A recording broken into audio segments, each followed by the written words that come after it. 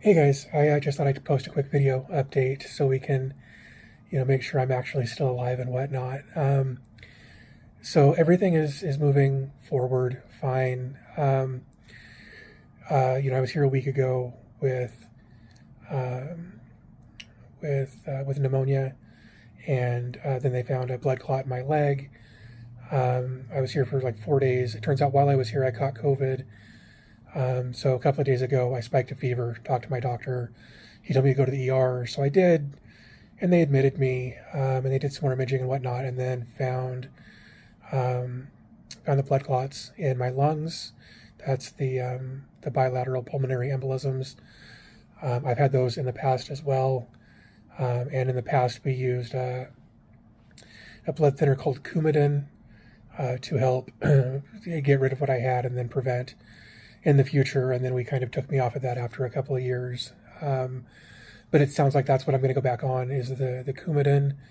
The there are good sides and bad sides to that. The good side is that um, while I'm on it, I will have to have regular blood work to keep track of what's going on, just so that they have to monitor it. In fact, there are like entire Coumadin clinics for monitoring the blood of people on Coumadin. So there's that. Like they're actually going to have active eyes on me regularly, so they'll be able to see if anything like this is trying to happen in the future. I know the bad side of that is exactly the same thing. Like I'm gonna have lots of blood work, just to make sure that I'm still doing okay.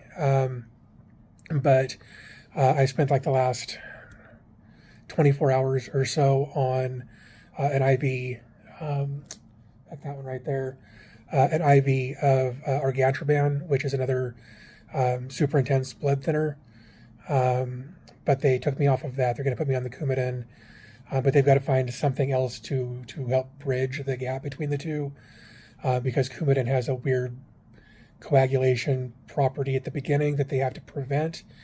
So right now the hematologist is working with the pharmacy to find a good solution for that, but they have to be careful because I can't use heparin, which is what they would normally use for that, but I get something called heparin-induced thrombocytopenia, which is awful. I had it in 2016, and it was just a nightmare. So anyway, they're working on finding a way to get me over onto the Coumadin with the bridging anticoagulant thing. The problem is that it could take a couple of days. So I'm here, and I'm just going to be here probably the next couple of days while they get that sorted, so that they can have so that we can have a more solid solution leaving the hospital this time. The reality is that the blood clots in my lungs were probably there when I was here last week, um, but because my GFR, which is it's a number that's used to gauge kidney function, my GFR was too low for them to do the CT scan that they needed to do with contrast to see everything.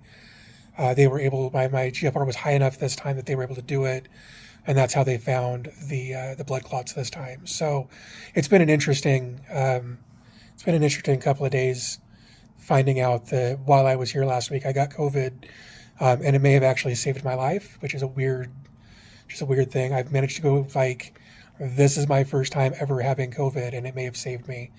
Weirdest thing. Anyway, so yeah, that's the update. I mean, I'm fine. I'm not happy to be here, but it's better. It's better than the alternative of, going home and throwing a clot, or going home and then being back here in 3 days, or whatever. We just decided we're just going to write it out.